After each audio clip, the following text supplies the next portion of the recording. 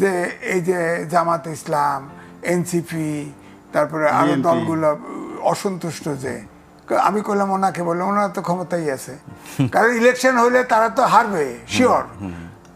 BNP জিতবে, কিন্তু BNP দেশ চালাতে পারবে কিনা এটা সন্দেহ আছে, কারণ দেশের অর্থনীতি সব বিকল। প্রবাসী আয় রিমিটেন্স বলে না বেশি বেশি আসে, প্রবাসী আয় মাত্র 5% ফর্মাল চ্যানেলে আসে, আর সব টাকা বাইরে দিয়ে আসে, কোনো লাভ হচ্ছে না।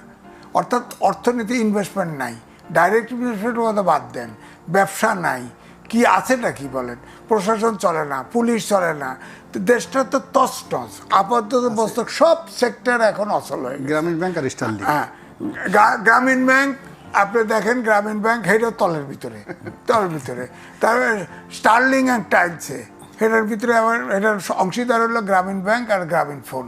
দেশের কি উপকার? হ্যাঁ আসিফ ভাই, যেই বাস্তবতা ব্যাখ্যা রনি ভাই দিলেন এবং উনি যে আশঙ্কার কথা বললেন, এটা তো মানে ভয়ঙ্কর ভয়াবহ একটা অবস্থা।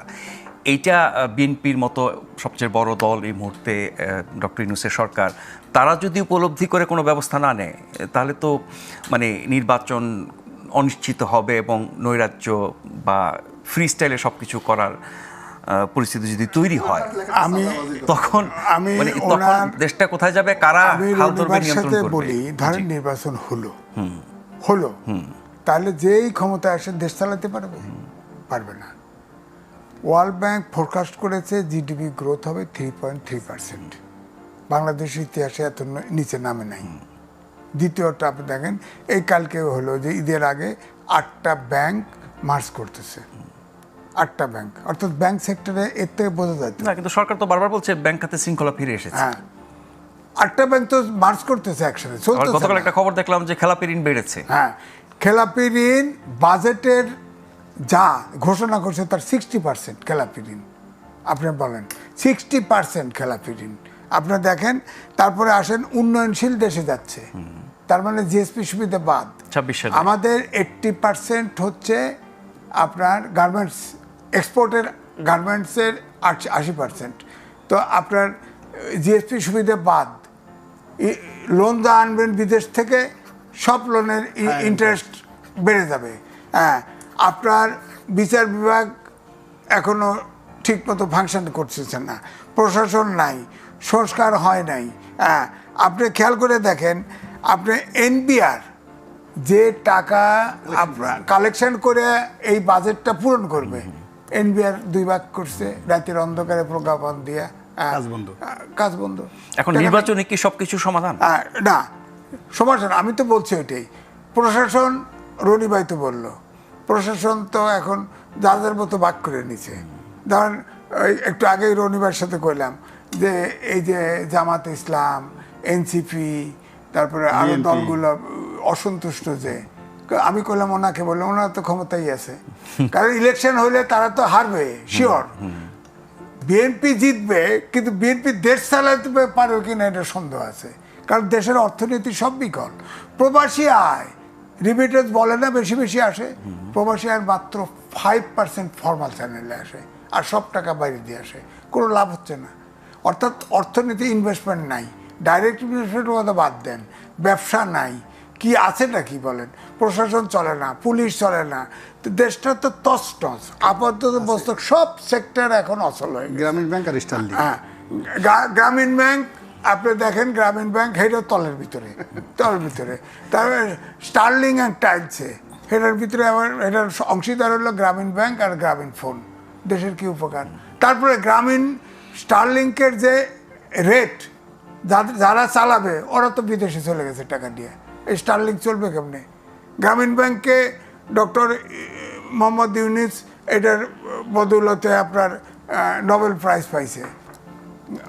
গ্রামীণ ব্যাংকের রেটিং কোথায়?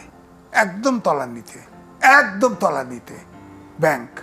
এটা চলে না, উনি চালাতে পারেন না, ব্যাংক চালাতে পারেন না।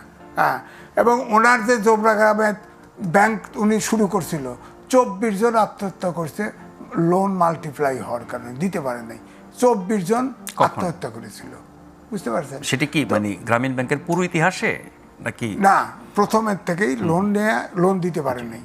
লোন তো ইন্টারেস্ট রেট তো হাই, আবার চক্রবৃদ্ধি হয়, আপনার গ্রামীণ ব্যাংকের লোন নিছে, একটা সিঙ্গেল উদাহরণ দিতে পারবেন যে এই লোকটা সচ্ছল হয়েছে? একটি উদাহরণ কেউ দিতে পারবে না। গ্রামীণ ব্যাংক বা ডক্টর ইউনূসের যারা সমালোচক তারা এই কথা বহু বছর ধরে বলে আসছেন, কিন্তু নোবেল কমিটি তো তাকে পুরস্কার দিয়েছে, নোবেল সারা কমিটি বিশ্ব তাকে তো শোনেন, সেই নোবেল স্বীকৃতি দিয়ে কমিটি যাচ্ছে। এটার বা সমালোচনা- এরপরও আরো অনেক পদক পেয়েছেন তিনি। নোবেল কমিটি শেখ হাসিনা বহুত পদক পাইছিল, বহুত ডক্টরেট ডিগ্রি মাথায় করে, আপনি আমার কলিগ ছিলেন, মাথায় ঝুরিত করে নিতে পারবেন না, যেখানে গেছে এনে পিএইচডি পাইছে।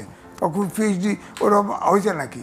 আপনার নোবেল প্রাইজ পাইছে উনি, এরকম জনশ্রুতি আছে আর কি, উনি বিল ক্লিন্টনের ওয়াইফের ক্লাসমেট ছিল। এখন তো অনেকেই তো দেখা যায়, এখন তো নোবেল প্রাইজ হয় নানান ইস্যুতে, আপনার তাকে ব্যবহার করার জন্য দেওয়া হয়। এ তো আমেরিকান কন্ট্রোলে। ডক্টর ইউনূস সাহেব তো আমেরিকান সিটিজেন, দিয়ে দিছে, দেশের লোক দিয়ে দিছে, সমস্যা কি? তো যাই হোক, তারপরেও তো আমাদের সাকিব আল হাসান, তিনি তো আমরা গর্ব করি, সারা পৃথিবীতে চেনে তাকে। ডক্টর মোহাম্মদ ইউনূসকে চেনে, আমরা গর্ব করি। মানুষ ফেরেশতা না, দোষ ত্রুটি আছে, কিন্তু উনি যে চালাকি করে, চতুরতা করে, এই গরিব দেশে খেলাধুলা করে, এই ধরেন বলেন তো দেখি, একমাত্র আওয়ামী লীগ ছাড়া ওনার সমর্থক তো সবাই ছিল। উনি নিজে হাতে, এক সময় আওয়ামী লীগও সমর্থক ছিল, বিরোধটা তো পরে হয়েছে। না আমি বলতে যখন ভাগায় দিছে আওয়ামী লীগকে, সবাই তো একসাথে ছিল, উনি নিজে কিন্তু দুই ভাগ করে ফেলছে। এখন আপনি খেয়াল করে দেখেন, আওয়ামী লীগকে বিএনপিকে বিরোধী দল বানাইছে তিনি। জাপান যা বললো না, একটি দল ডিসেম্বরে নির্বাচন চায়, পরে মিটিং ডাকছে না, 28টা দল গেছে, তার 25টাই গেছে ডিসেম্বরে নির্বাচন চাই।